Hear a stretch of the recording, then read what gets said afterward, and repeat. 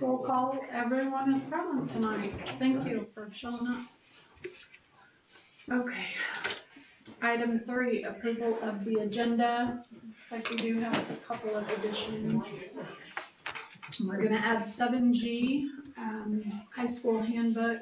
I think there's a modification that they wanna make on that.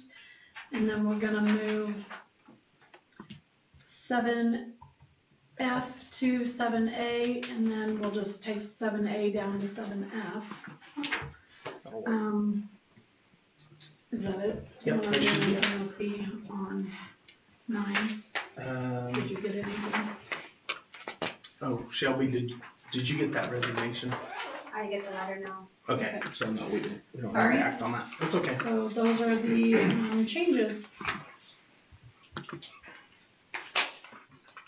Can I get a motion?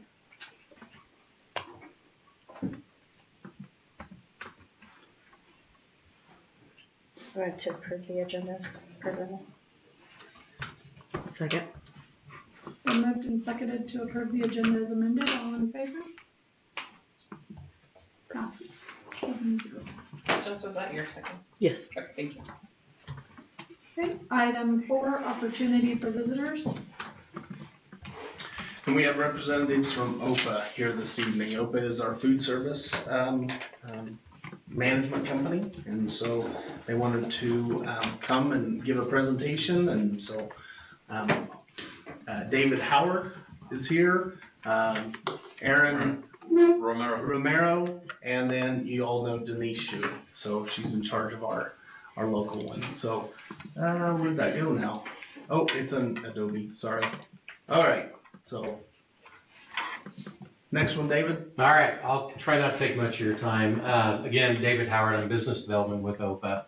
I'm a retired superintendent from Baser Linwood, and actually probably 15 years, I retired 3 years ago, and about 15 years ago, we brought OPA on as a partner with our district in Baser. And when I got ready to retire, they were looking for a business development person. I said, it's a great opportunity for me. So I'll just have you kind of click through these. Just want to let you know a little bit about our company, but we've been in this, we're a family-owned business for 43 years. We actually specialize in a lot of scratch cooking. We home office out of Chesterfield, Missouri. And we are the dominant, probably, I think it's fair to say, food service management company in the state of Kansas. And maybe the Midwest as well. So there's about 73 districts that contract food service in Kansas. We have about 64 of them in the state of Kansas. Those are our partners in the 7 states that we're in. We're actually in 8 states now as well. And Patrick, you can keep clicking there. There's just Kansas. And there, if you back up, there's so a couple of our districts in Kansas, Ellsworth, Pratt, Larned, El Saline, those are districts buckling around you guys. We also have Andover, Augusta, some larger schools too. We have Baser, Bonner Springs, Piper, Turner in that KC metro area as well. So we have a lot of small schools. We have a lot of mid to larger size schools as well. Benefits of OPA, and again, Mr. Crowd has talked to me. He said some of you are new to OPA or what we do. So one of the things that we bring to districts is purchasing power. We purchase millions of chicken patties a year, so our purchasing power is greater than a lot of districts that may procure their food through F&E or some of these other companies around. So that's one of the places where we can save districts money. We also generally in every district we go to, we increase participation because we offer more than one choice. Most of you in here, maybe not all of you, but most of you in here, when you went to school, Salisbury steak was on Thursday, and that's what you had to eat.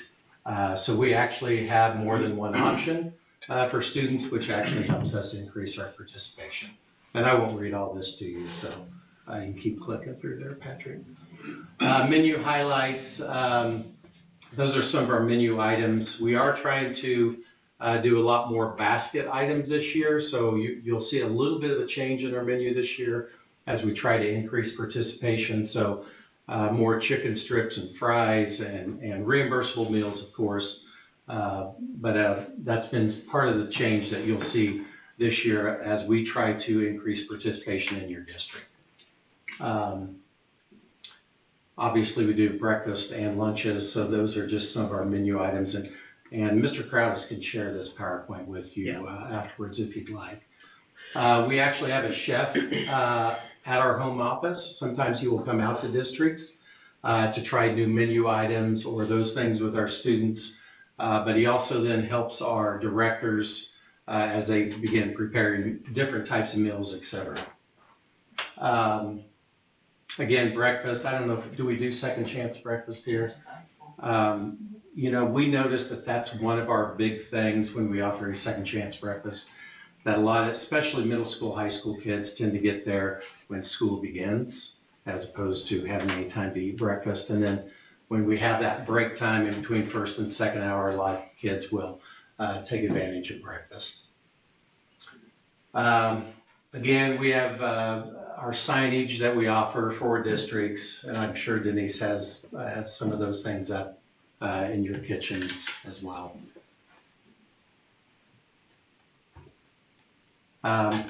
One things we are known, so we do a fresh fruit and vegetable bar. We also do salad bars. And again, I should probably let Denise speak to this as far as what we particularly do in this district. But again, that's one of the things we tend to do in every district. The fresh fruit and vegetable bar is very popular with our students,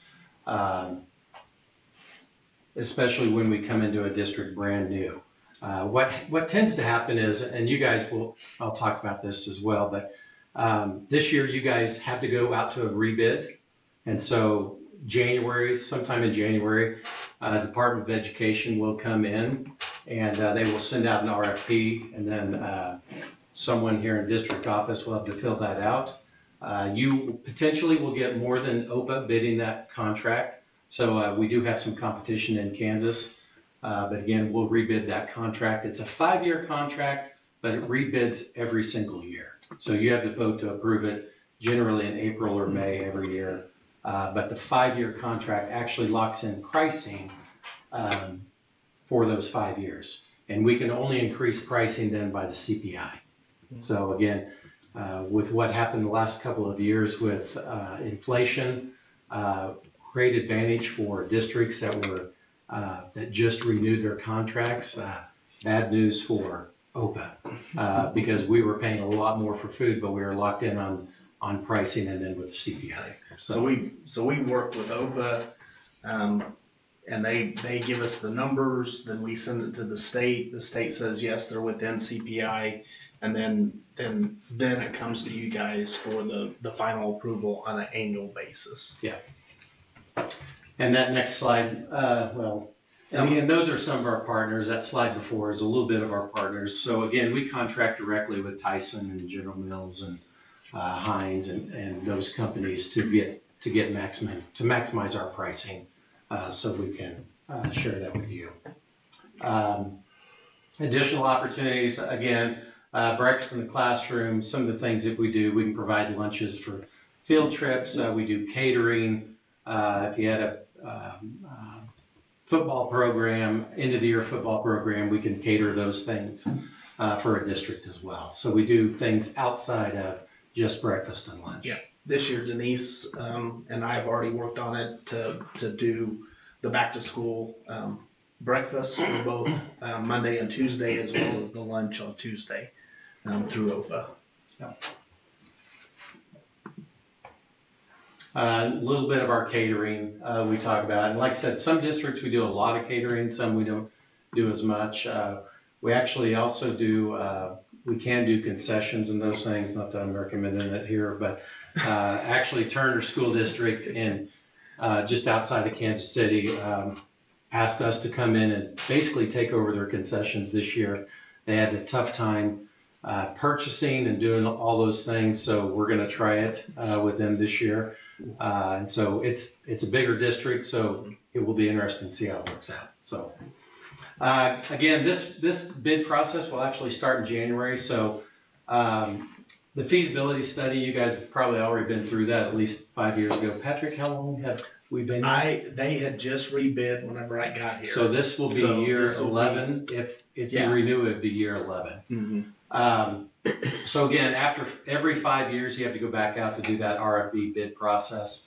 Again, it's a 5-year fixed contract, and the board has to approve it annually. District still sets meal prices, so whatever your meal prices are, you guys maintain control of that. All your revenue streams, equipment, facilities, we basically come in and run with your equipment and facility. So all of these things are still basically under your control as we come in. Through the, sorry to interrupt, through the through the ESSER funds and through the couple of years where we were getting more reimbursables, we were able to upgrade some of our equipment. We got a grant last year for a couple ovens at the high school, and OPA actually helps us with that bid process, because even if it's not a over $20,000 item, we still have to have at least 2 prices on food service because it is federal money. So OPA has been great about getting us prices from vendors to get the best price on that. Anyway, that's my presentation. These two are here. Again, Denise, obviously, you guys know Denise. She's been with you for how many years now? 9, almost 10 years. Okay. Not that I'm counting. Aaron Romero is, what's your title again, Aaron? I always forget. I'm the operation manager. It There we used to go. be regional director. Now they changed it. It's just a fancy name, but I'm just here to support the districts, the directors, right? So I'm kind of local. I live in Ellsworth, so I'm just, step away, and my job is kind of, like I said, help the directors run the program in the schools. I have 17 school districts in western Kansas, so I go all the way from Syracuse to Solomon, maybe, Yeah, Solomon. as far east. So it's a big piece of land in Kansas. But we like to do these presentations where we have a couple of new board members, or just to kind of refresh your memory of the few things that we do for the food service program for your school, right? To feed the kids and promote healthy meals. So you may see some of the programs that we run in this presentation not being in your district, right? It's like, well, we never heard of this. That may be something that, Patrick, superintendent, principals can talk to the director and say, why are we not doing this, right? It may be feasible for your district to do it, or the kids may like that stuff. So that's what we like to, make a full presentation of all the stuff that we can do for you. Like the catering, so I know Denise does part of that stuff too. But if you're ever around any of our kitchens, you're welcome to stop by and try. If you have never been, it's good. So It's better than when I was a kid, I can tell you. You guys remember Salisbury steak?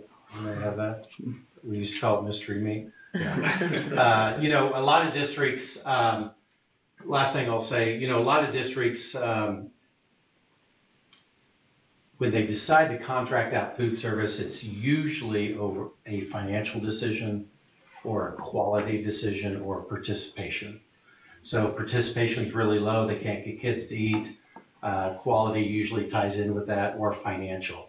When I was superintendent at Baser, we were supplementing our food service by about $50,000 a year out of general fund. And one of my lead negotiators every year liked to ask why that money was coming out of general fund and not being, given to teachers, et cetera. And about that time, OPA came in, did a feasibility study for us, and we saved money. So my board was extremely happy. Our participation skyrocketed because kids had more options, and we're still in that district. So they've been there. They've been through, I think, 3 renewals, so going on 15 years. So, any questions? I did. too much talking.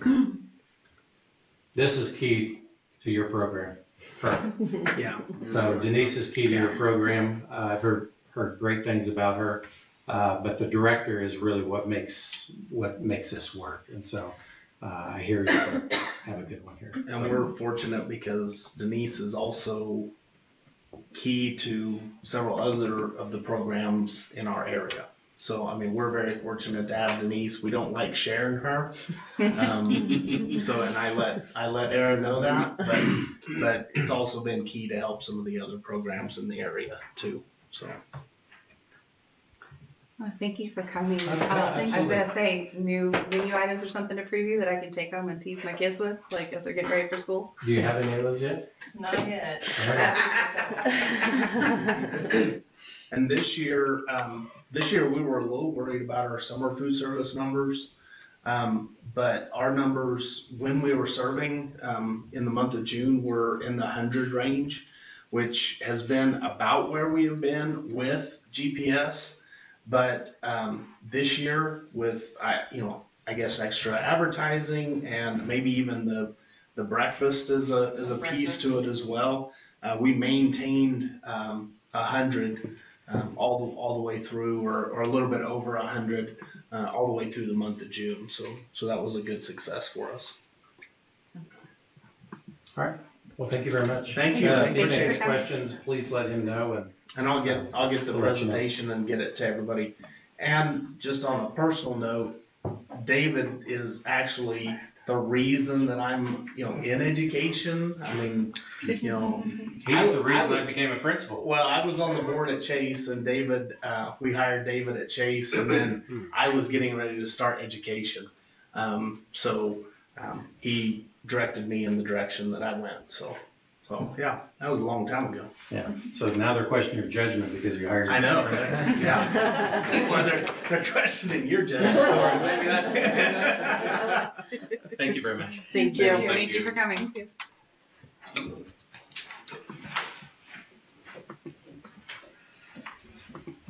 We'll move on to item 5, the consent agenda. You have the minutes from the July 1st meeting, the special meeting from July 29th, the cash balance report, check journal, and activities account for cash balance. And I did not include a cash balance report as we're rolling over to the new fiscal year.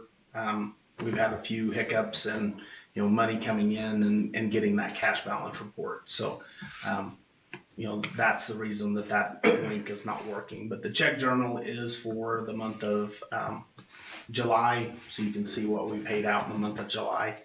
And then the activities cash balance is the activities payouts and income in the activities account.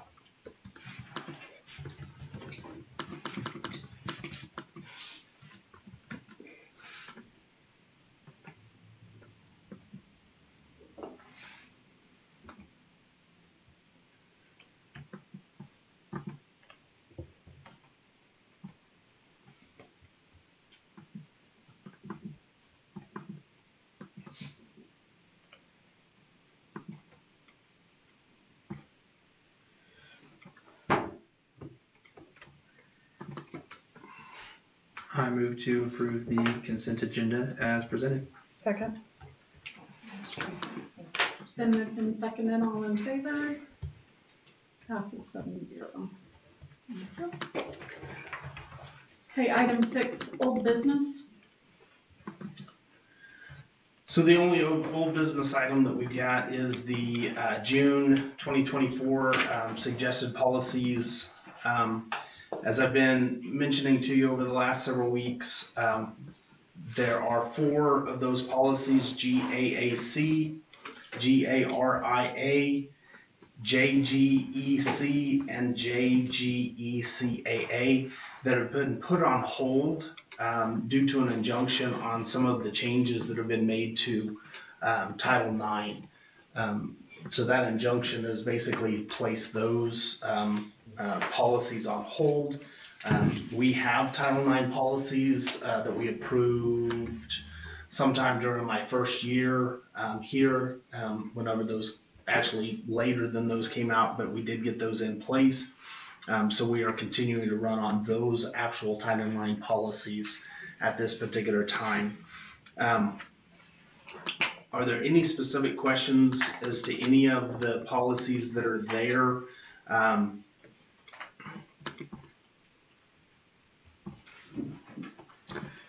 The one highlighted area that I'd like to make is EBBG, cardiac emergency response planning. That is new due to a new state statute that is coming out. This policy is not fleshed out 100%. KASB, KSDE, KDHE, all of the alphabets are getting together to actually put together the template for the plan. So KASB went ahead and put this in here as a placeholder and as an idea to have the policy begin the process of having a cardiac emergency response plan. We are in pretty good shape in a couple different manners. Number one, we already have some templates of what that plan is going to look like. And then also we, a couple years ago, we purchased 5 AEDs that replaced half of our AEDs in the district. We've already purchased 2 more, and then we got Safe and Secure grant that this year we can replace the last remaining older AEDs. Our older AEDs that we're not going to trade in, we'll use they're still good, but we'll use those for some of our outlying sports areas as well. So we're actually, I feel like we're in actually a really good spot. We're within 2 minutes of an AED, even at the football field. Tennis and softball and baseball are our areas that we are probably the most vulnerable, but we're going to try to correct that this year as well. So other than that, all of the other policies, with the exception of those 4, I would recommend that we go ahead and approve and add to our existing policies.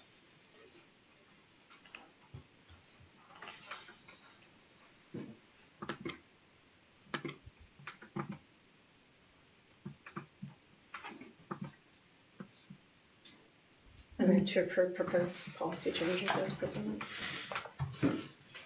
Second. Moved and seconded. All in favor? 7-0.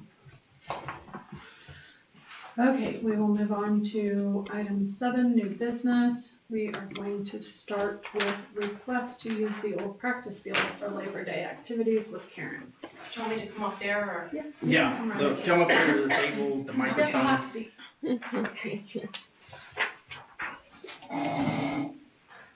Okay, so I think most of you may know that I'm Karen Balti here. I'm with the Chamber. I don't know, Patrick, you and I talked previously earlier today. Do you want me to go into about the market square and how that all got moved up? Yeah, up talk there? about that a little bit and then go into the practice field. Okay, so for the last, I would say the last 4 years, we've had a downtown street market. And that was because Main Street was shut down and we wanted to have some more activity going on there during Saturday. And it's been a great event. We've had a lot of vendors down there and it's fun. But with us not having a carnival and no foreseeable future of ever having a carnival, KDOT is not happy with us closing the street down for the whole weekend. So with that said, we decided this year to look at a different location. And KDOT has, what we're going to do this year is just shut down Main Street from Sunday afternoon at 3 p.m. until Monday afternoon at 3 p.m. So we thought, where would be a great place to bring this market? Why not bring it up to where all the kids are, all the families are, and put it up there? So I looked at doing it inside, down in the commons area and the conference room area, and then out under the overpasses. And roughly that gives us about 40 vendors that I can have in there. All of those vendors have to come with their own chairs, their own tables. We will mark out little 10 by 10 areas with blue tape, painter's tape. So that can be easily removed. We will be the ones to make sure that is removed. All the vendors are required to clean up after themselves and take their trash with them. Now, I may be able to get a trash bin up there, which I probably will do extra just so that none of that is put into your trash, and we'll take care of that. But in the past, I've made them actually take it with them when they leave, which is not uncommon for a lot of vendor shows. And then the other item that we're looking to move up there, or the other event, which was new last year, was the inflatables.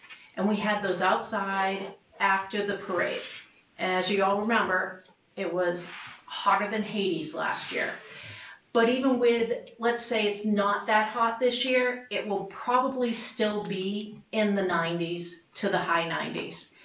Having that outside, we had a few children that ended up with burns, so we had to shut some of them down, and we decided that just didn't make sense. And where could we put it that would be inside? Again, we looked at having that up at the activity center on the gym floor when all the kids are all in the same location. And so that's how those events ended up there. And it's just something to we're looking this year at kind of centralizing our events to be more in one location, either there or out at Bicentennial Park or on Main Street from Sunday night to Monday for the parade. So that's what we did with that. If you have any questions about that, I'm happy to answer them. With the inflatables, like that's a definite thing of having them on the gym floor. Yeah. Okay. And so we usually do that for after proms. Right. And we don't refinish the gym floor until after, like during buffer week. So the concern of scuffing up the floors is That wasn't my concern. Okay, I was sorry just about gonna. it. I No, that's interrupted. okay. But like with the school carnival, I know. I mean, it's hard to get the inflatables down there because Yes. you just have the elevator. So I just wanted to make sure So, you have help for. all right, I'm not doing it, but I got enough stuff to do. But the gentleman that's doing that for us, who is the same person who actually works with the after prom party, he's working with me, and I've asked Chris if we can open up on Friday night to let him in. So he will bring all of that stuff in on Friday night, bring it downstairs, partially get it set up, and then come back in early that morning to blow it all up and get it all set up. Okay. So that was an issue, but we kind of worked through that. So are they gonna be there the whole weekend then, the No. inflatables, or No. is that just a Saturday thing? Just Saturday, yeah. And it will just be the inflatables will be available from 9 to like 12 or 1. How long is the vendor fair going to run this year? So I have that from 9 to 2, but I'll be honest with you, every year it goes until 2, but it kind of starts really slowing down around 12, so we'll see how many people are still up there, but yeah. We do have one vendor, Concordia Lutheran Church, who has asked to use the kitchen basically just to serve their food out of, which will be, I think, breakfast burritos, but they have requested to use the ovens just to keep things warm. So they're not in there making the food, it will already be prepared, they'll just be warming it up and then serving it from there. And 90 9%. That'll be Rose that'll be heading that up. So I don't have any concerns with that. So it'll be just as, what's that? I'm sure she'll have her paperwork. She'll have her paperwork filled out, but she'll leave it nicer than she left it. Yeah. So that's, and they did that out of the kitchen whenever we served breakfast at Bike Across Kansas. Are So you ready? but you're asking for the practice field for Monday. The practice field we're looking for Monday afternoon after the parade. So roughly around 1 o'clock. The practice field would be for the tractor pull. And that was an event that someone came to me and asked if we could do, because they remember it from a while ago. Trying to find a location that is long enough. You need 300 feet and you need it to be 2-car widths wide. And the only location, I thought it would be great to have it out at the, where the demo pit is, but it's not long enough. That's like, I'm not even sure, it's barely 200 feet. So that wouldn't work. So the next option was like the driving range, but the girls' golf team uses that in the fall for practice. So that wasn't going to work. And then the only other option was someone had talked to me about the practice field. So with that said, I then went to the city to find out if they could help us with some of the things that would need to be done in terms of preparation. Part of the preparation would be removing the first layer of grass and rolling it down, and then we would put it back. But the city said that they could help us with that. The other thing that I needed was who we're gonna partner with, and it's the Great Plains Antique Tractor Club out of Hutch. They do it for the Barton County Fair, and so they have said that they can come and do it. There is a price, but this is not an event we're looking to make money at. So the tractors would pay a registration fee for what they call the number of hooks. So if you hook up to pull, that's one registration fee. If you choose to do it again, it's another. So it would be, most likely we would charge what Barton County charged, which is $20 a hook.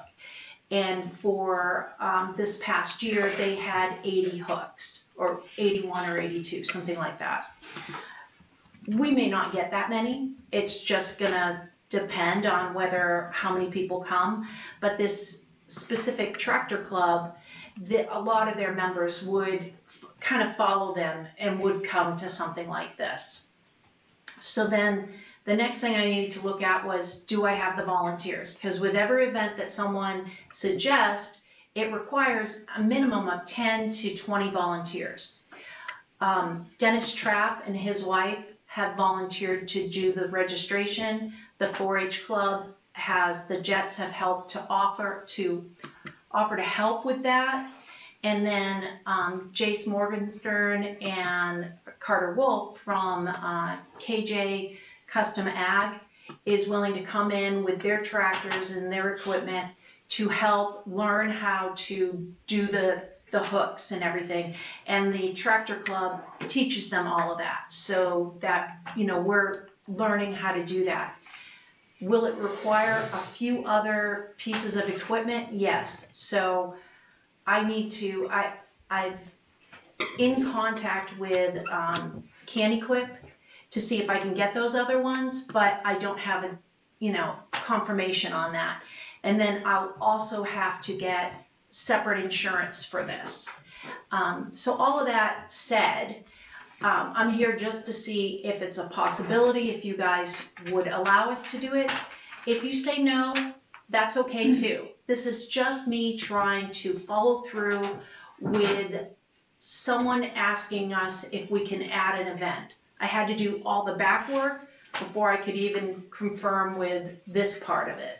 So, maybe it's something we do next year if we find another location, if this is not an option. And if you have any questions, I can answer those.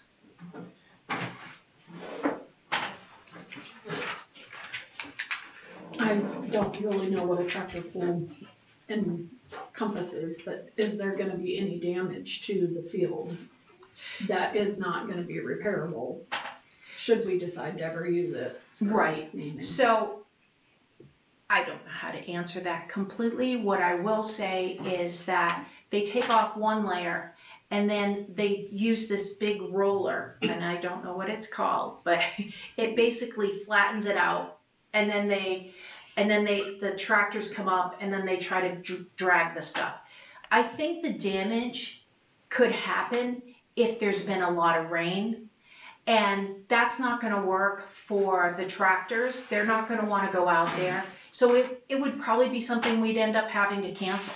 You know, it's just, I don't want you guys coming back to me or the chamber and saying, look, you owe us all this money for this.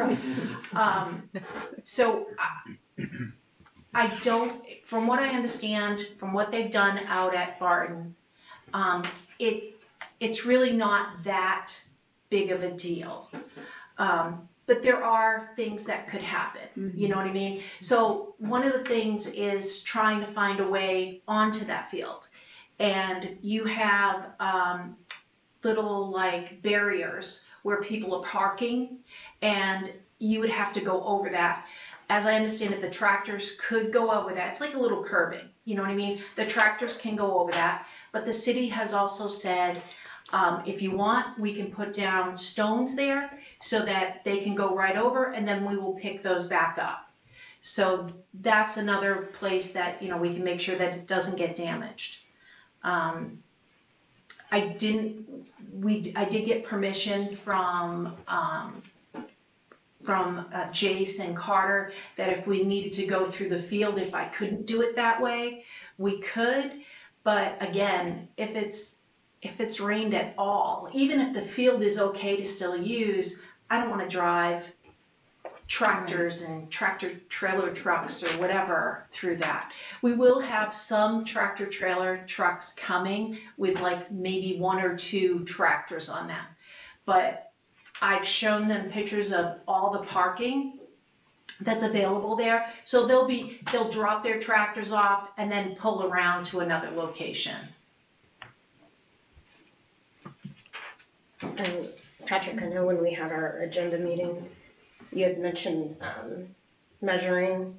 Yeah, the so, field. Is there I enough measured, and it's 325 feet long. It's plenty wide. So they need about 270 to 300. And Karen and I met today, and my main concern was our people that stay out at the RV park. With it being Monday afternoon, I think most of them will be leaving. We're not doing it at night to interrupt that piece of it. Karen and I also talked about that up there towards the storage trailer on the north side of the parking lot. There's not the curbing, so they can drive their tractors in over there. But I think it would definitely be something to consider, if there is any kind of moisture, every now and then we end up with the water tower that sprays a little water out. So, I mean, that would definitely be something, but, that's why I brought it to you guys, just so you had a good understanding what it was, and I appreciate you guys asking for Karen to come, so I understood what was going on as well. So there's lots of moving parts, but if you guys are okay with it, then I'm good with it too, and I'll be around during that weekend as well.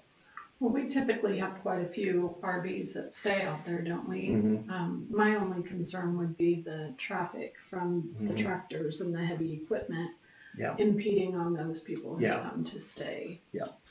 What time is checkout at the RV? It's not. There's not necessarily a designated time So as long as we had clear traffic lanes to provide for our RV folks people. to, Mm-hmm. Yep. to get I in mean, and I out. guess my thought is they're gonna deal with it all weekend. I mean, they're gonna have the street market up there, they're gonna have the kids events up there, they're gonna have, so they're already, I mean, they already are gonna have all of that stuff. Yeah, it's not in their The backyard. building's farther away. Right, but people park out there and are all over there and everything, so, and I understand that too, I just.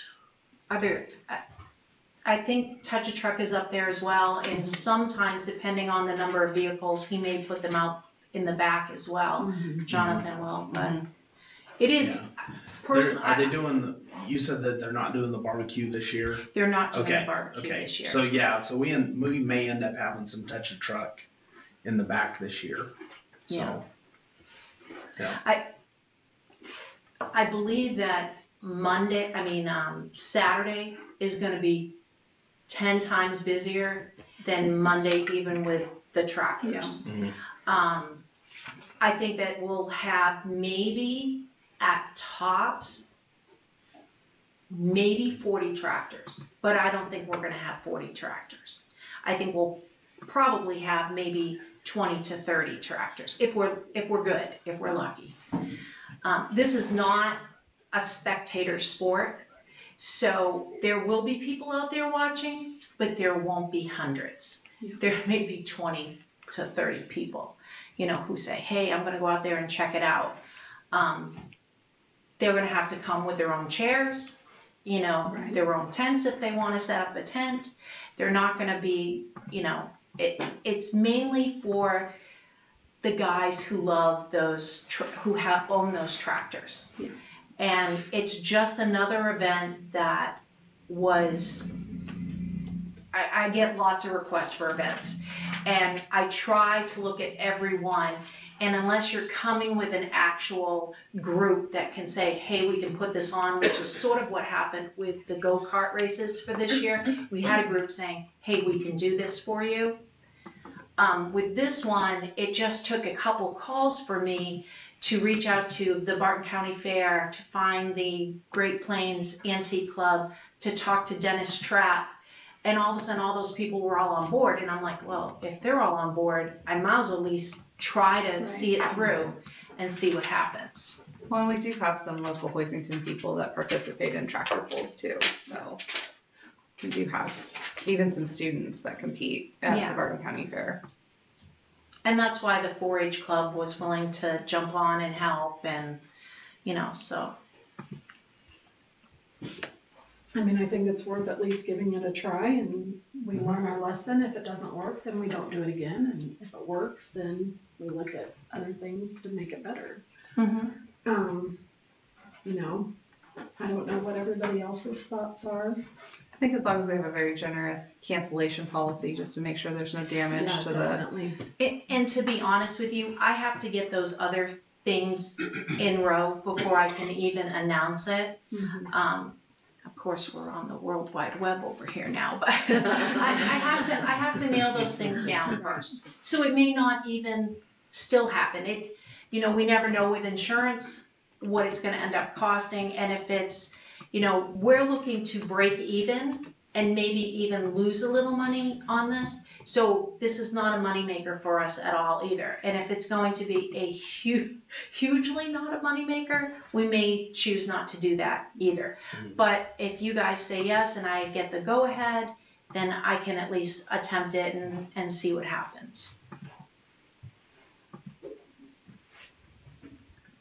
So is the consensus that we go ahead and go for it? Yep. Yeah.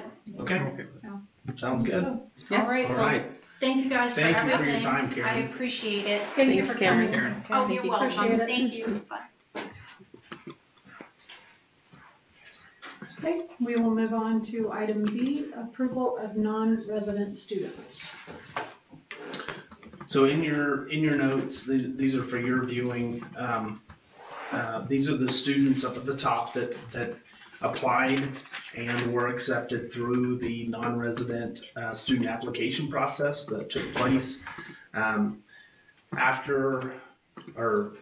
during the first phase that we worked through the JBCC policy, and then we have received and approved through administrative approval the four below that have applied after June 15th. So they filled out the exact same application and went through that process. Those were approved at the building level, and then now are coming to you as the board for final approval.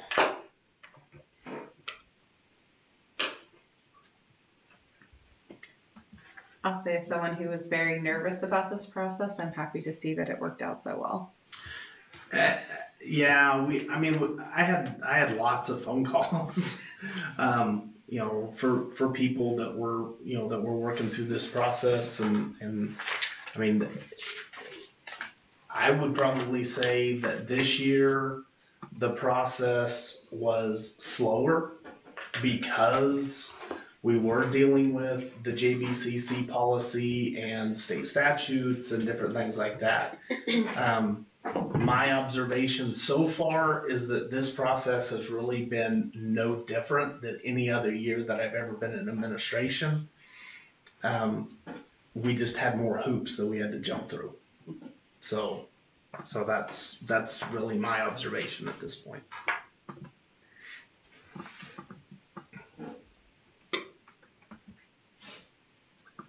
I move to accept the non-resident students as presented. Second. Been moved and seconded, all in favor? 7-0. Item C, budget and revenue neutral rate review. Okay, I would invite you to open up the Code 99 that has been provided. That is a late update, and the reason for that late update is a couple fold. So I had my budget review a couple weeks ago, actually a week ago, less than a week ago, and that budget review revealed that some of the pre-populated information was maybe not the most correct, which then kind of put everything on hold. I did go ahead and need to adjust some numbers, make sure that things were properly put into place so that we could get the proper information to the county in terms of revenue neutral rate. I did send off to the county and tell them we were going to exceed the revenue neutral rate. At that particular point in time, I was padding the numbers so that we had the opportunity, if need be, to go above what revenue neutral would be. Come to find out, that was a good move in terms of needing those mills. Because of the mistakes that were made in the pre-populated information for the budget, I had us not exceeding revenue neutral, and then after the budget and I adjusted the local option budget numbers, we did go ahead and exceed revenue neutral. Now, with that being said, I will go ahead and point out on the very bottom in the revenue neutral tax rate area, I have it submitted, or for our LOB, capital outlay and bond and interest, those three combined bring us to 29.64 mils. Our revenue neutral would be 28.63 mils. So we would be exceeding right at 1 mil overall. And then total mills that we're looking at is 49.64, whereas last year we assessed 49.5. So in comparison to last year, we're exceeding total mills of just over 0.1 mils more than we did last year. Is everybody kind of following where we're going here? With that being said, I submitted that we would go 7.729 mils on our capital outlay. Every year I've suggested that we go 8 mils on capital outlay, which is the maximum that we are allowed by law to go. I've referred back to suggestions from the board and been requested to stay at 6 mils. Again, this year, I would like to go 7.729. That is not a random number. That is the maximum number that I can go in capital outlay, in bonds and interest, according to the mills that I submitted to the county for revenue neutral.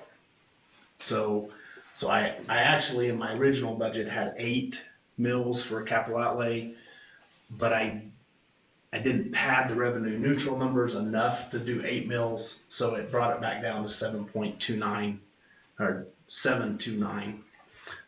So with that being said, I want to give everybody, a heads up that that's why that number looks that way. Traditionally, we've been at 6 mills. My thought process is there's a couple things that go into that. For every dollar that is raised with one of those mills, the state contributes 55 cents. Now, with the mistake that was made, the state is actually going to contribute more this year. So we could see, instead of 55 cents coming from the state, we could see 85 cents coming from the state. That number's still a little bit shaky in terms of how we're going to work that out with the state. But in capital outlay and in LOB, we get, or we have in the past, have gotten for every mill or for every dollar that we raise, we get 55 cents from the state. So that's our best earning power by only raising an additional 1.729 mils. Does that make sense? So just because I'm new, Nope, ask away because it helps me what too. does that translate down to as far as dollar amounts? I know because we've got Okay. heavy inflation costs, we've Yep. got property tax increases cost on the county. So on whom's dollar? Whose dollar are you talking So the about? dollar that the Hoisington district taxpayer is going and not down to household, but in general, like translating mills to dollars. Mills to dollars. So for every mill that we assess, we are going to get right about $52,000. Okay. So then for that 52, or so for $1, we're then also going to get about between 55 and 85 cents on top of that from our state aid. Okay. Does that make sense? Yeah. Now reverse that to taxing authority. Or if that takes time, I'd be interested in sitting down with you and better understanding how that translates. And that would help me better understand it as well. So like in the code 99, in the code, so the top part, each one of the lines under operating and special revenue, that's then going to show you over on not the far right hand column, that's the mills, but the second, so column number 6, that's going to show the assessed taxes. So capital outlay, which is code 16, at 7.729 mils, we're going to assess $411,000 and how does that in compare? taxes. How does that compare to last year?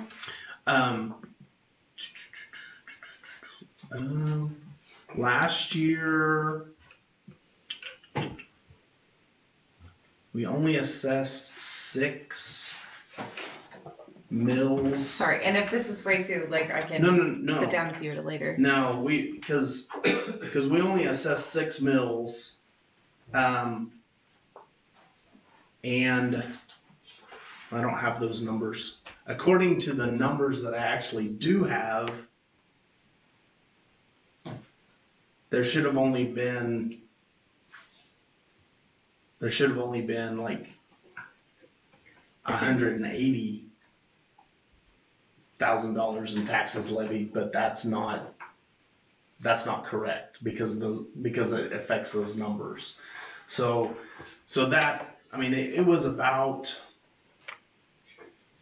I wish I would have put it on here from last year, but the last year's numbers, for every mill we assessed like $48,000. So there's an increase from 48 million to approximately 52 million. So 6 times 48,000.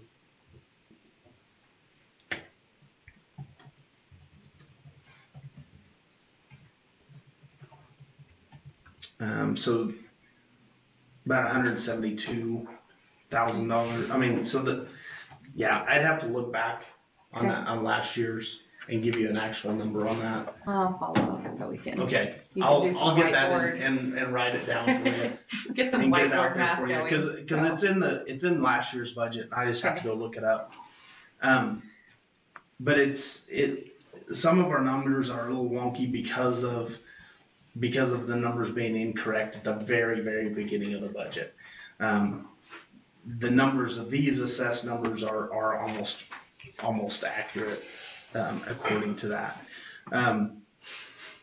So we do still have a little play in our bond and interest, but we are paying that at a level amount. And in the past, that has been assessed as high as 9, and then has kind of yo-yoed back and forth. We are actually stabilizing that, which is kind of the idea that we want to be able to stabilize the bond and interest. Because when we refinanced that in 21, we got on a level payment plan to be able to do that. So again, I still have a few items that need to be tweaked and double checked, and I'm going to have the state reevaluate and check my numbers to make sure that we're on the right track. In terms of the general fund, the new law that did pass went, the exemption on property, housing property, went from $40,000 of exempted taxes that do not go towards the general fund, raised that $40,000 to $100,000 on your home. So that was, if you've seen any advertisements by any of the incumbents, that's the tax relief that they've been touting. So that did affect our, we'll still get our general fund money, but that does affect our taxing base when it comes to our general fund. Other questions? These are good for me to take a look at.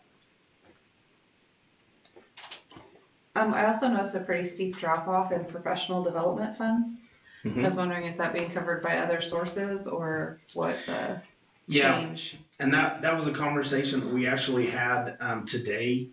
We paid a lot of those out of the general fund this year, and we'll go back to transferring money into the capital or into the professional development and paying out of professional development. That's one of those, everything comes into general fund, and then we just pay it out of the general fund, and then, we probably should have paid that out of professional development.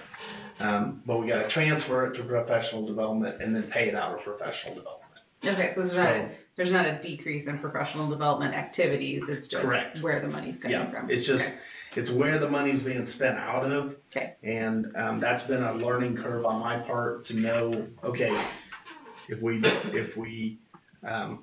we're paying for professional development, we need to go ahead and make the proper transfers and pay it out of professional development. And we've learned through that process on a couple others as well.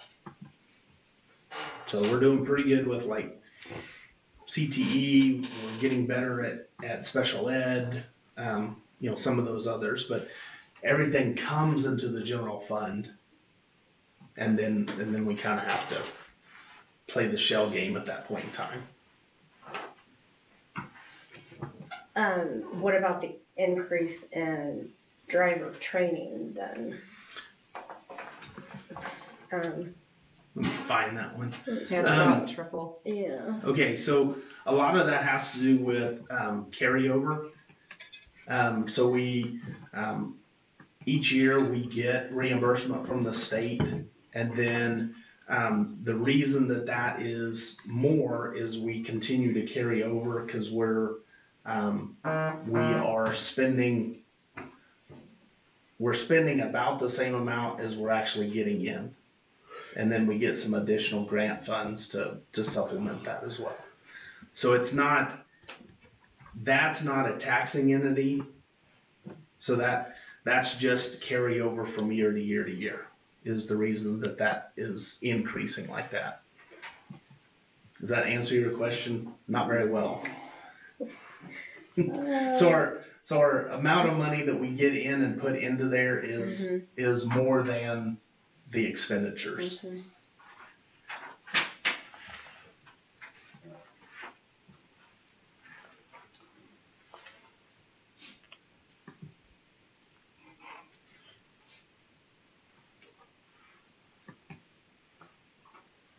Any other questions? Yeah, the only other line item, is that also kind of what's happening with career and post-secondary education? I know that's a doubling. Yeah, that one's a little bit different in that we're transferring from the general fund into CTE to cover salaries. So I'm budgeting to transfer more into that one to have expenditures to cover CTE salaries.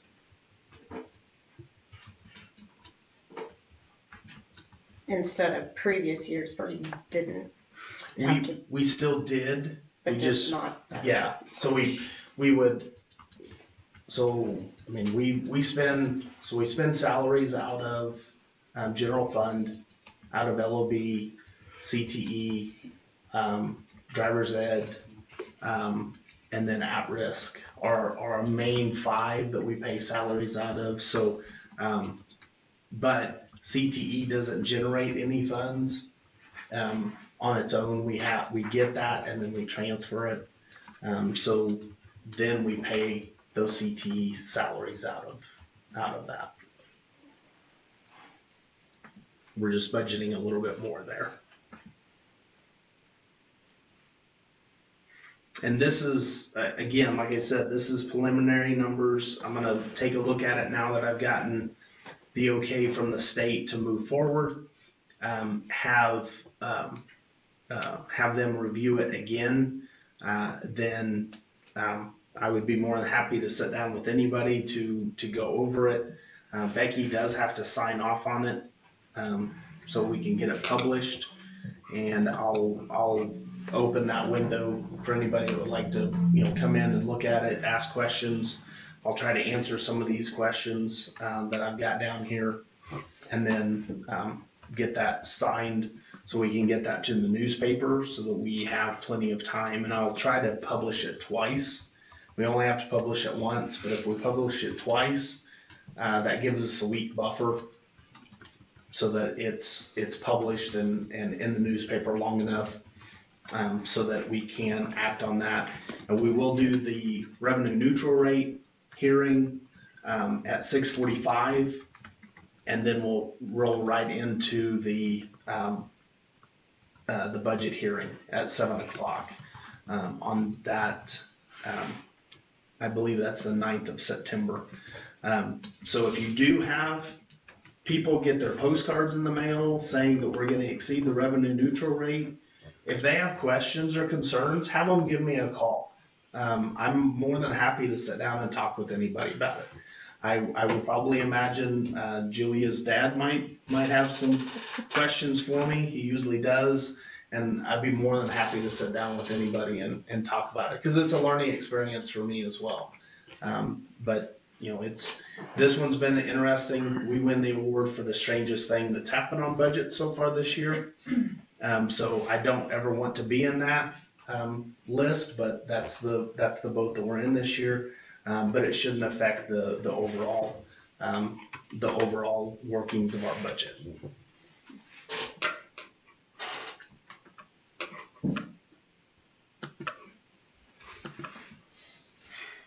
Any other questions? Okay. We'll move on to item D, 2024-25 building needs assessment review. And we're going to talk about this a little bit, so I'm not going to belabor the point, but I gave you an example of the template of the revenue, or not the revenue neutral rate, sorry, the building needs assessment.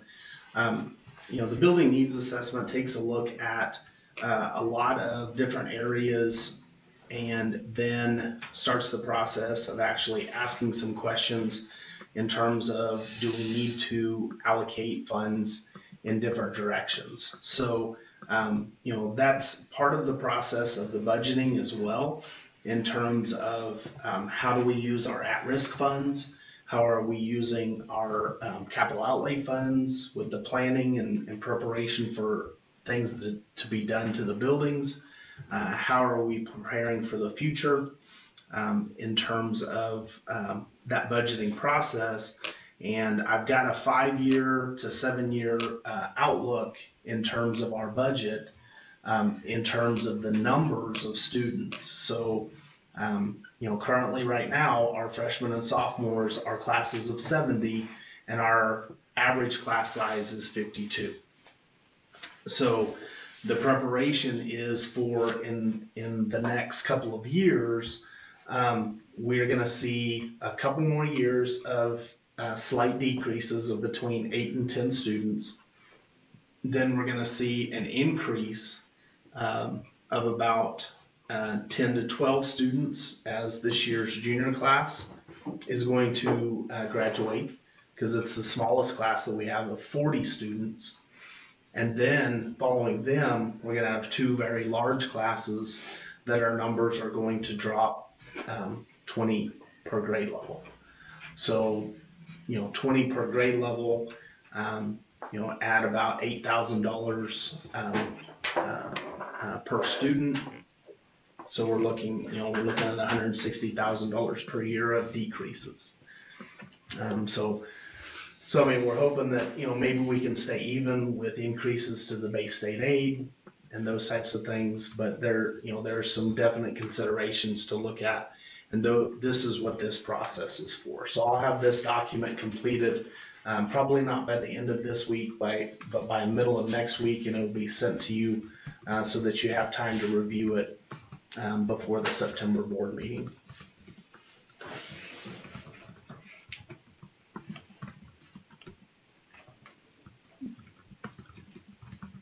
Any question? Item E, printing of activities account checks at the high school for athletic officials. So this was originally brought to us by our auditors. The auditors asked why we didn't do it, and then as we have taken the time to get into the Skyward system, decide that is not a difficult process to go about. We did reach out to the auditors at Adams and Brown and ask if it was okay, and they did approve that they felt like that it would be okay. They did ask a couple questions. First off, making sure that the checks will be kept in a secure location, and that will be done at the high school safe. They actually have a safe at the high school still. They will still be required to have at least 2 signatures. So we will add Kylie, Farron, and Joel to the signature card at Wilson State Bank for the activities checking account. Reconciliations will still be done here at the district office for that account. And the approval tree still includes building. I believe Farron approves those. Kylie enters them, Farron approves them, and then they still do come to me. And we're only talking about officials checks. We're not talking about the day-to-day checks that are written for, the town and country bill for home ec classes. That'll all still be done down here.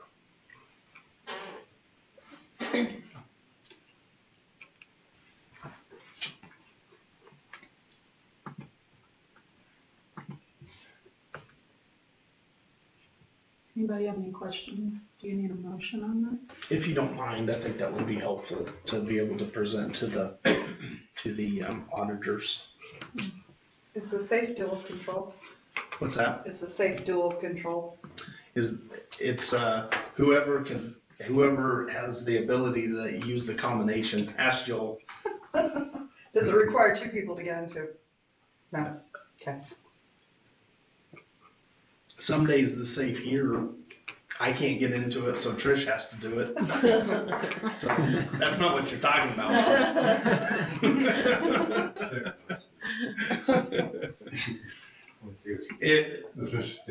I don't know of any high school that's got a dual control Okay. safe. And I So, figured that would probably be the answer, but I was just curious. Yeah. Okay, I move to approve the printing of activities account checks at the high school for athletic officials. Second. Been moved and seconded, all in favor? Passes 7-0. Thank you. Item F, replacement of the driver's education card. So we did go ahead and approve that at the last special board meeting, and I appreciate you guys taking the time to do that. We did get it. It is sent out back.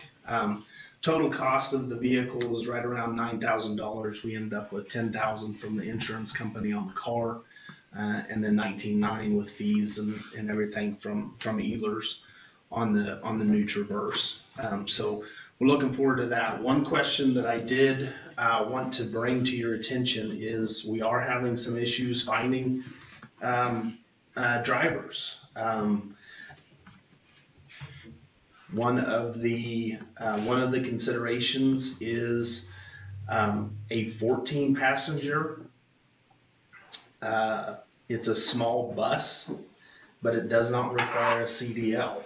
Is that a option that you want me to consider? I will tell you those run anywhere between 52 to 80,000.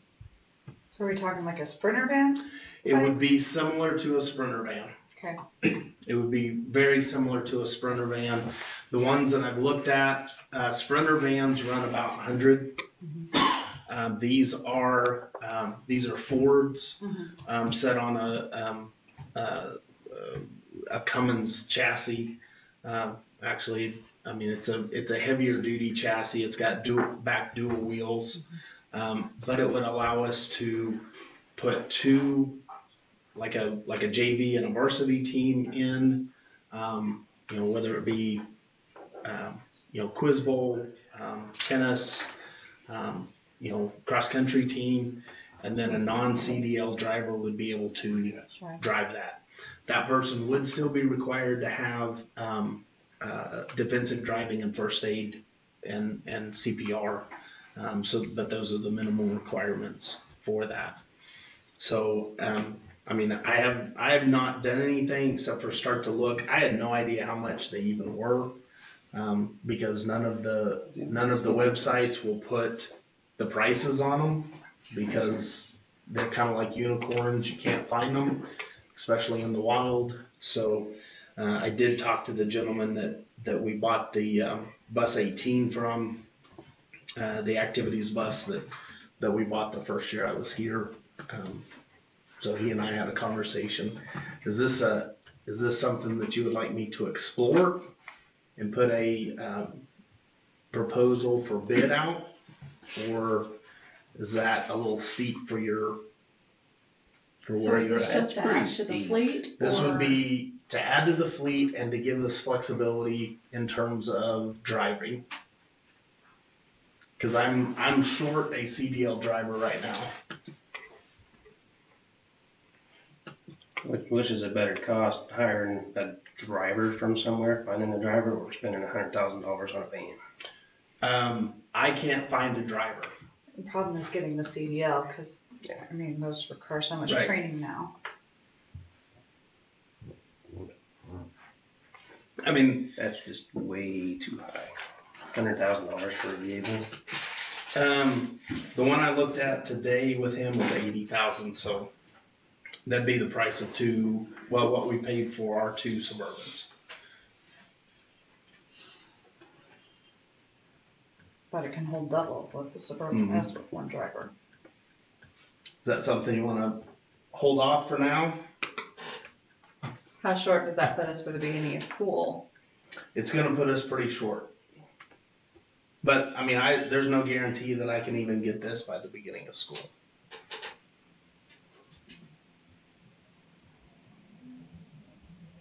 So I've got a meeting later this week to really start hammering out what we're going to do with bus drivers.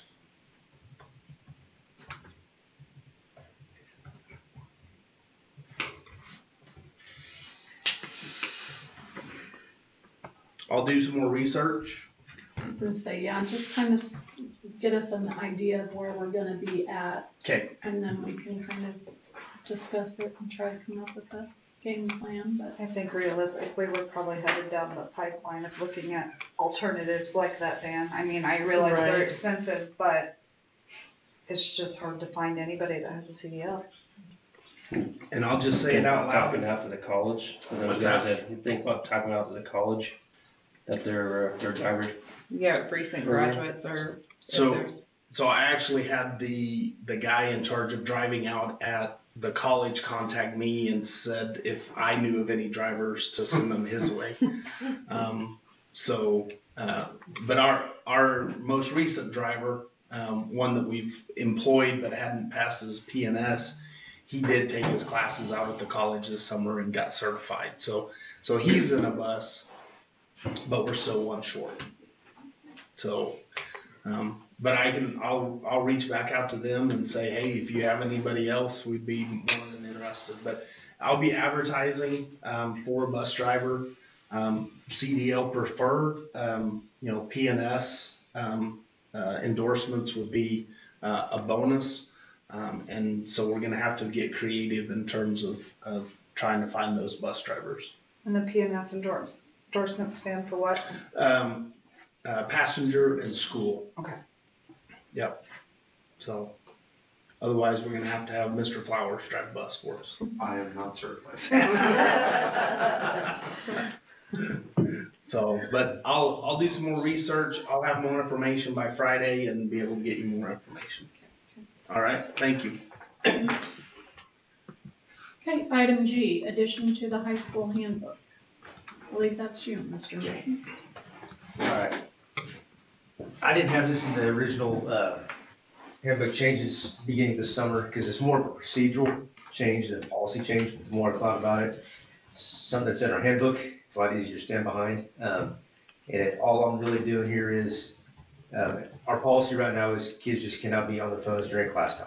So our policy doesn't state that they can't have it on them or even on their desk or under their desk.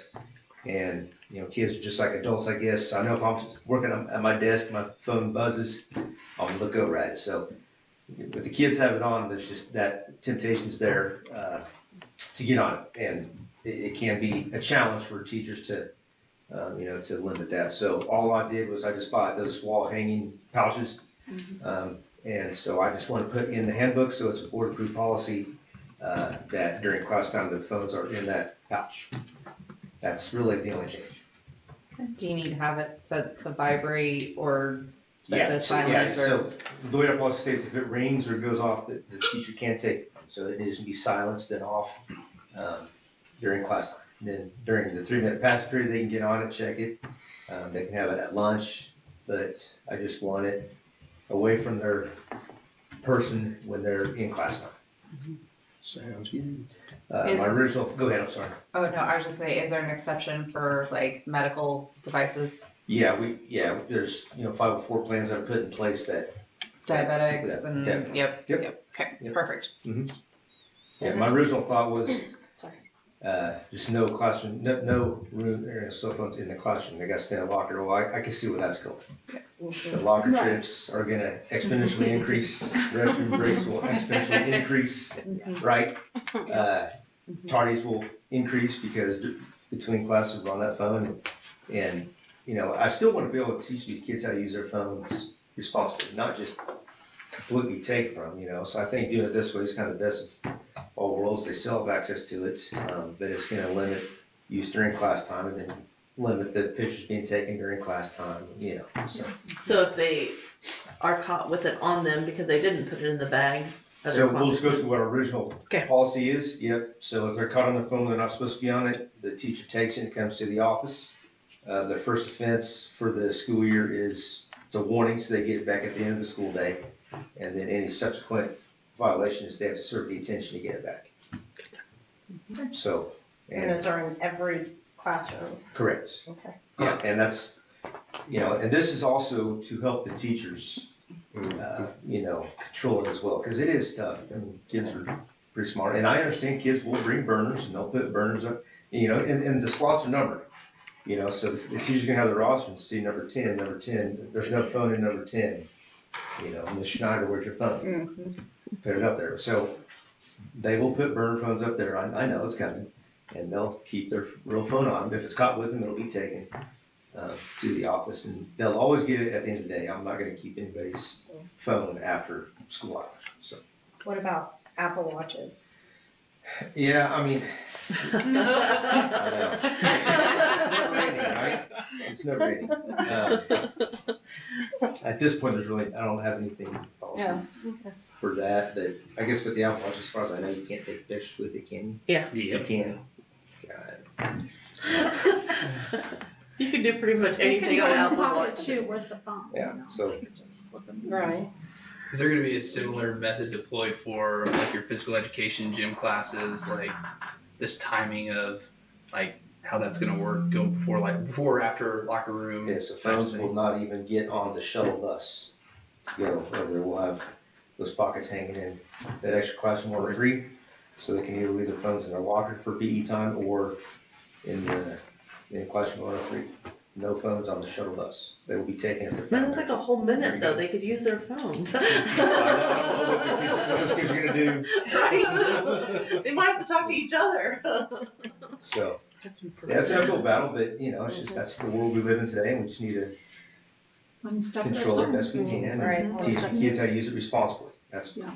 Well, and I've part of it heard as that well. too. I know some of the active shooter training that wanted kids to be able to have access for a phone in case of a lockdown situation. So Sure. I think the phones in the pocket in the classroom are a good first step. Yeah, so exactly right. So if there's an emergency, and we still have phones in the room for that exact. Yep. So, like I said, it's more of a procedural thing, but I really think if it's board approved, I can just add that to my policy. It's pretty cut and dry, easy to enforce. So. You have specific wording you need us to put into a motion on that? I'm just add the Designated hanging the pouches. the In the additional. classroom. Designated location? Yeah, or you could say, move to approve addition to the high school handbook, as presented. Okay. So Madam President, I would move to accept the proposed addition to the Hoisington High School handbook as presented. Second. It's been moved and seconded. All in favor? Passes 7-0. Thank you. Thank you.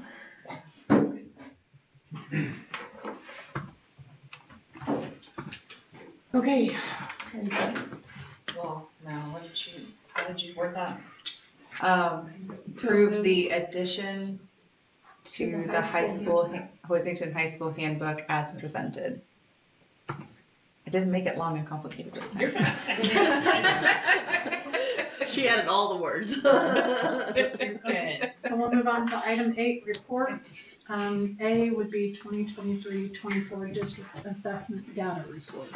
And I'll also point you to, if you click on the reports, the blue reports, that's just kind of a general idea. Becky and Sarah and I think maybe some of the rest of you have talked about kind of limiting some of the reports that are given on a monthly basis to keep from having repetition. And, we as administrative team have talked about that as well as talking about if there is something coming up special in their building that they want you to be aware of, they'll add that to a written report. So this is just kind of a general schedule.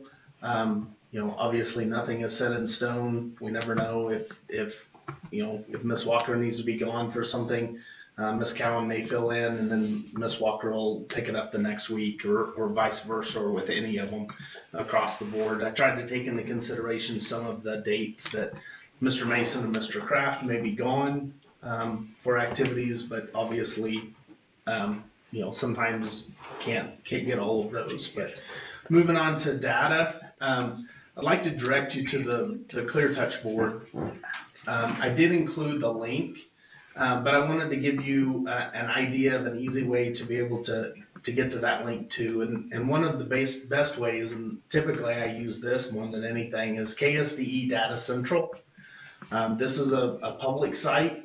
It takes you right to, if the internet's working, it takes you right to Kansas Data Central. So there's multiple things on here, KSDE, building reports, that's where we're going to kind of live here in just a little bit. Finance reports, geographic, nutrition, career technical ed, data and security.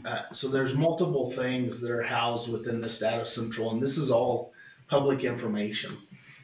So feel free to peruse the multiple pieces of this. There's accreditation report, which we'll be talking about later in the year. The Kansas State Building Report Card brings us to this, and you can search for Hoisington.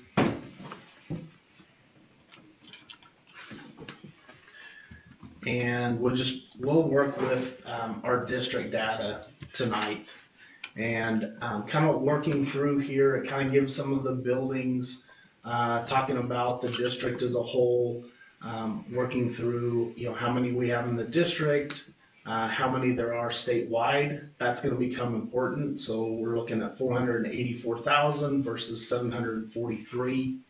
And then you can bring a lot of these down to the building levels if you want to. Currently, we're going to look at just the individual enrollments. The top one has to do with board goals. These are state board goals and outcomes, but we're going to come on down to the datas and measures.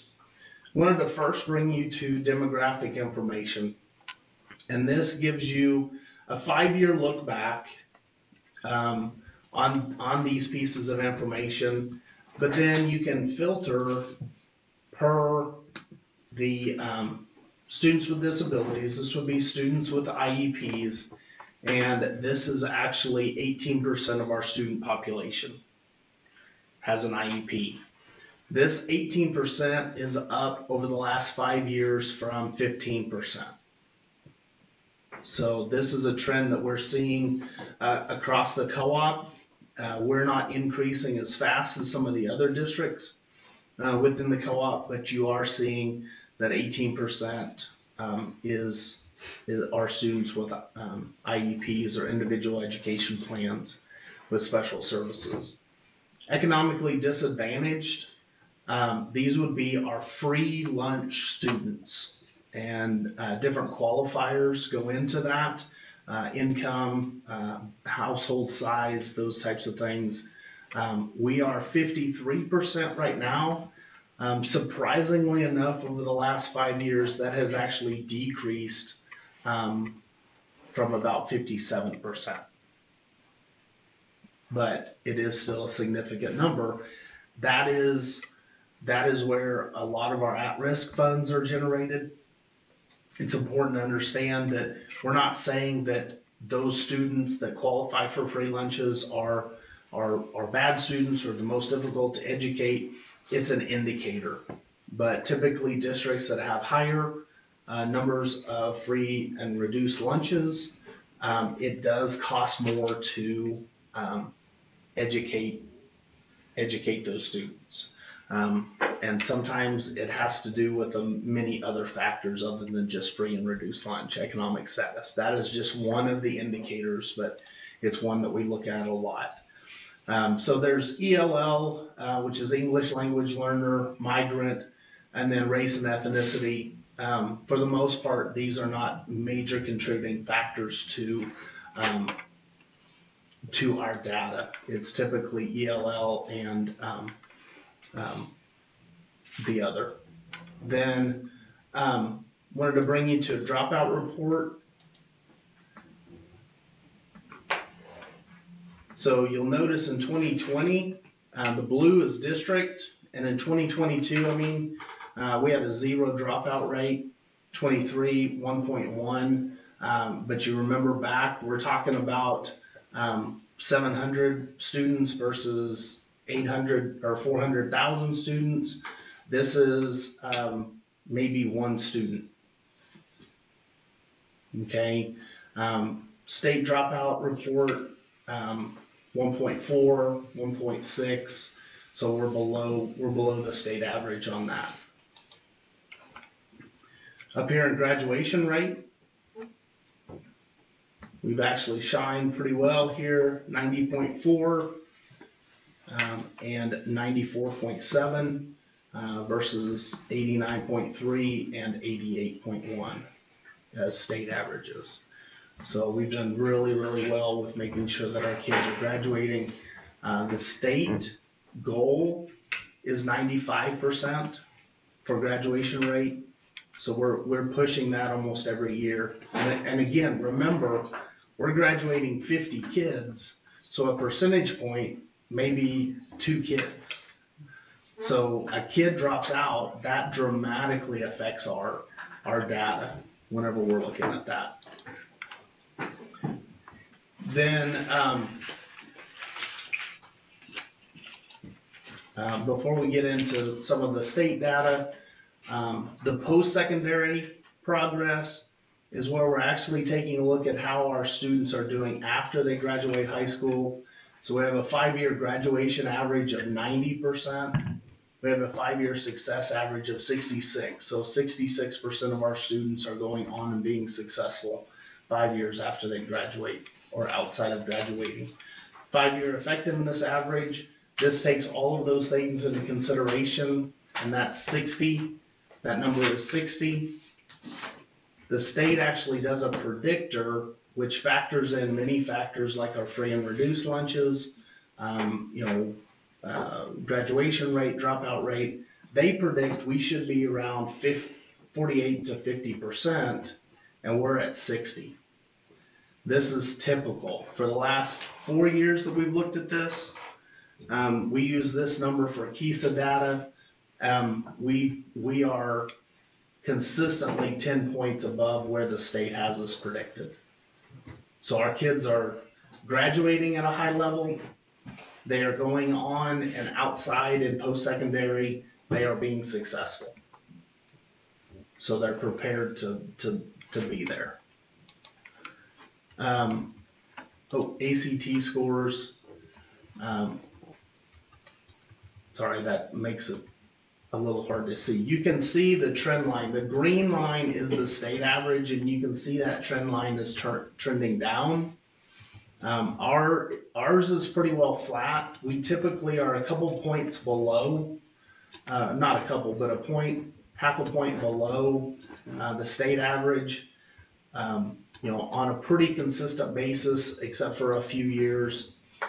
One thing there's a couple things that you have to understand about the ACT data. Number one, we give almost every single one of our juniors the ACT. A lot of districts did that whenever the state started offering it. It did bring state averages down. It also brought district averages down. And then this data is actually the last test, not the highest test. So like we were back to, talking about super scores. A student could go, and if their school accepts super scores, they could go and really study and do really well on the science part to bring that part of their ACT up, and not really work too hard on their English and math because they already have high scores in there. And so these data points are the last test that somebody took. Now, in my household, I had one student that the only time that she took it was the time that she took it as a junior. Okay, so she chose not to take it any other time. So that is what is recorded for her data at ACT. Now, you can get high scores. You can get all of that information. ACT tracks all of that. But in terms of the data that is presented on the state report card, that is the last score. So that's a piece of information that sometimes we don't make clear. And then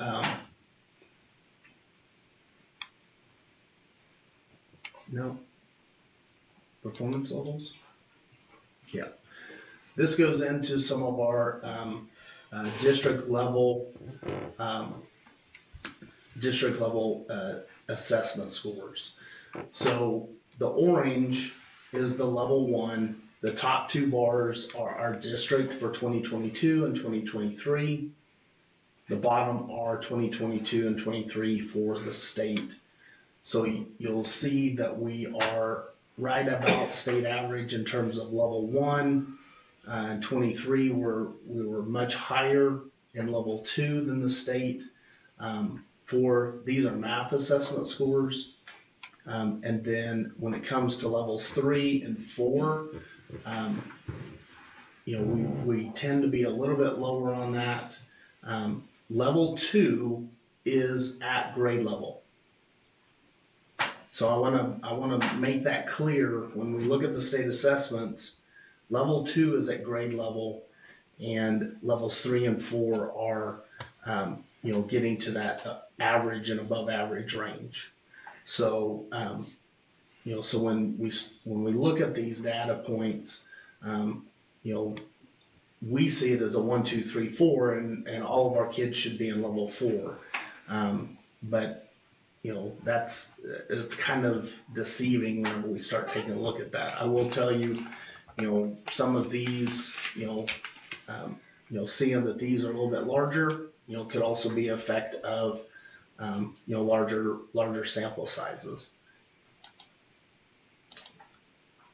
English language arts, we tend to be right in line with the state average on level 4s.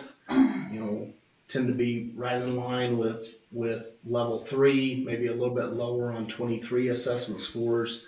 We shine in that level 2 area, being on grade level, and then right about par with the rest of the state on level 1. And finally, science. We do really well at the upper end in science. Both 2s or 3s and 4s. We do have some struggles with level 1 and 23. Gets around that state average. Below state average on the science assessment in 22. So each year, we're trying to compare and look at students from year to year. I know Mr. Brungard's done some reading over this last year and has pointed out to me that we really can't compare 7th grade assessment to 8th grade assessment. Those are 2 very different pieces of information. But as we look at our data, from year to year and compare to our state average, that's kind of the direction that we're looking at. How are we comparing to the state average, and are we beating that state average? Obviously, we would like to beat it significantly. But at the end of the day, we don't necessarily control all of the factors, but we're working on controlling as many factors as we can on that. That's a lot of information, and I didn't leave a lot for questions, but if you have questions, I would be more than happy to answer anything or go into a little more detail if you would like me to. Or feel free to get on the Data Central Kansas report card and peruse any of those data pieces as well. And again, we just looked at the 30,000 foot district view. You can get down into the building view. It doesn't go into classroom, but it does go to per grade level as well in some of the different reports. Questions, comments?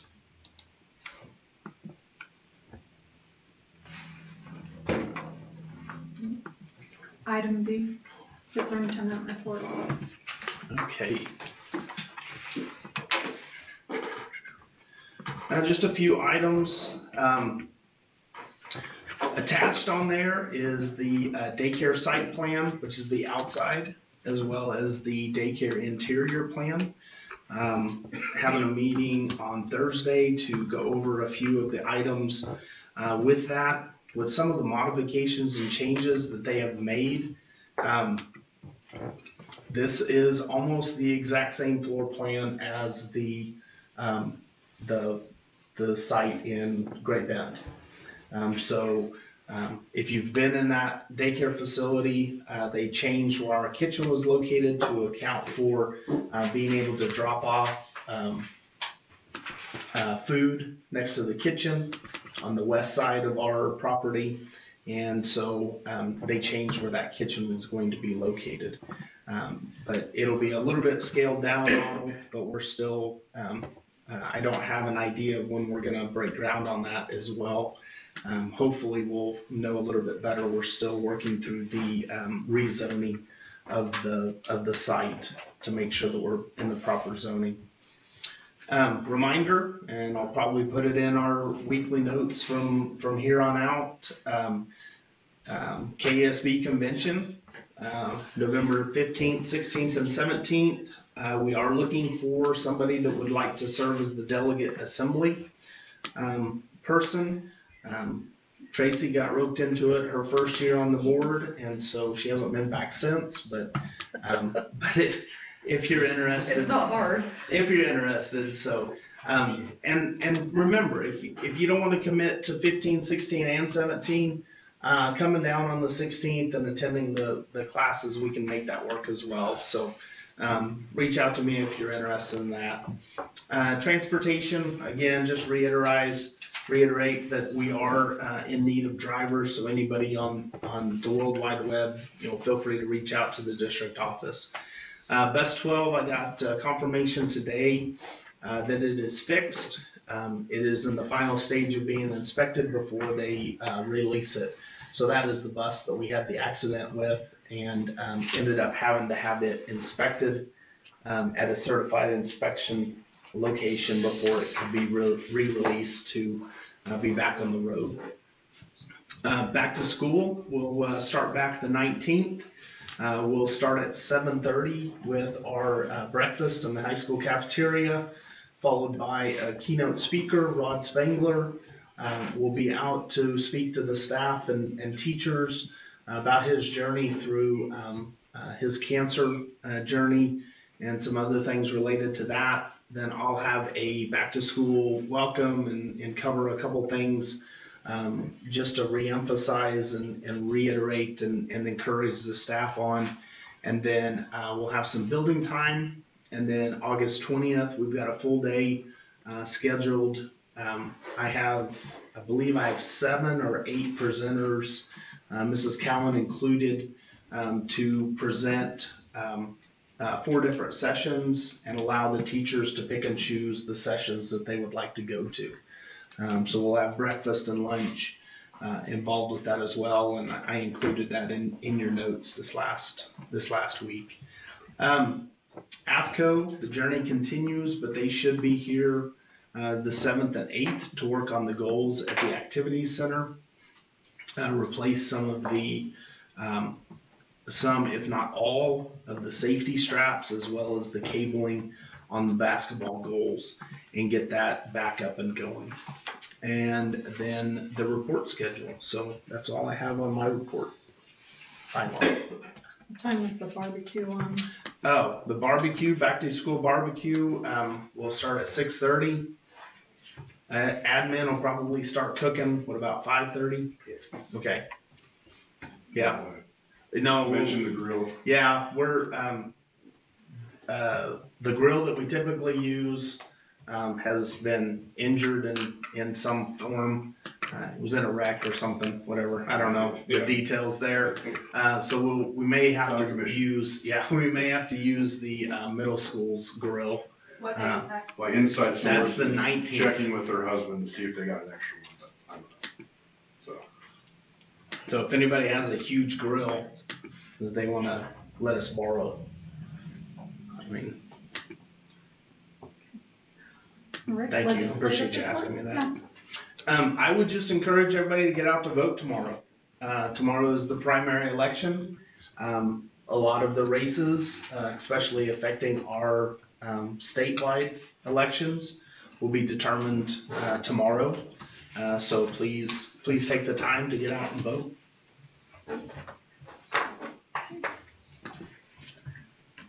All right, D, board member reports. Anybody have anything to report?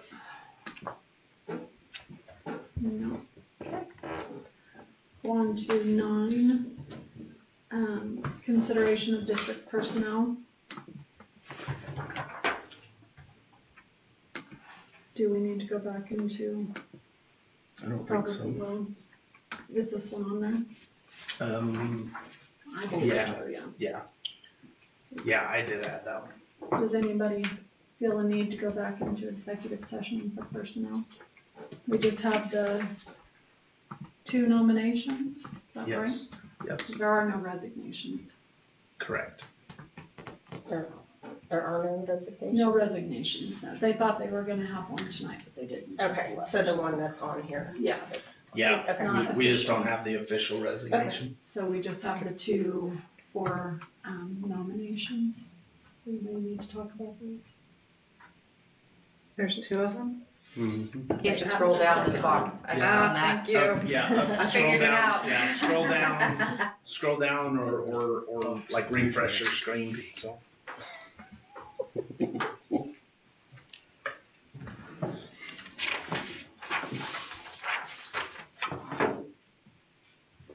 I move to accept the nomination of Shawnee Cross for the position of transportation driver and substitute custodian as presented. Second. Been moved and seconded, all in favor? 7-0. I move to accept the nomination of Ann Selfridge for the position of assistant middle school robotics coach as presented. Second. Tracy. It's been moved and seconded, all in favor? 7-0. Okay, how much time did you say? 10 minutes? 10 minutes. Okay, we'll move on to item 10, negotiations. I move we go into executive session for 10 minutes pursuant to discuss the exception of employer-employee negotiations under KLMA to discuss Negotiation. negotiations. We'll return to the boardroom at 9 o'clock. Second. Get a clock. Huh? You need to get a clock. No, I'm close enough, so. It's been moved and seconded, all in favor? 7-0. You gonna leave? Her flight is delayed until like, there's huge thunderstorms in Denver, so Oh, it's okay. delayed. So she won't be here until midnight. Okay. Who? Your daughter? My mom. Oh, your mom? She's headed to England. Oh, so that's no way to cap off a big trip. Yeah, it was a disaster going out there. She had a great time while she was there.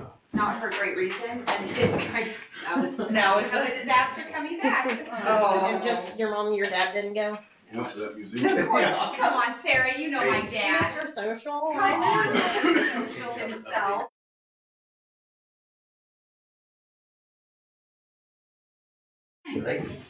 Yeah. I didn't say you gave me very much extravagant. To be fair. Where she was there. Yeah, she's doing it here. So she's just 3 days this week. Going down. From there. She did her exercises 2 times a day.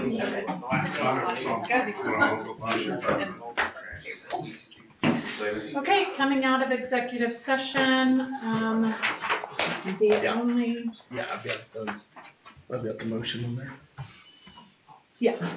I move to approve the negotiated agreement as presented. Second. It's been moved and seconded, all in favor? Passes 7-0. I move to adjourn. Second. Moved and seconded, all in favor? Passes 7-0. Thank you all for coming. Thank you. Thank you, everybody. Thank you. Thank you, guys.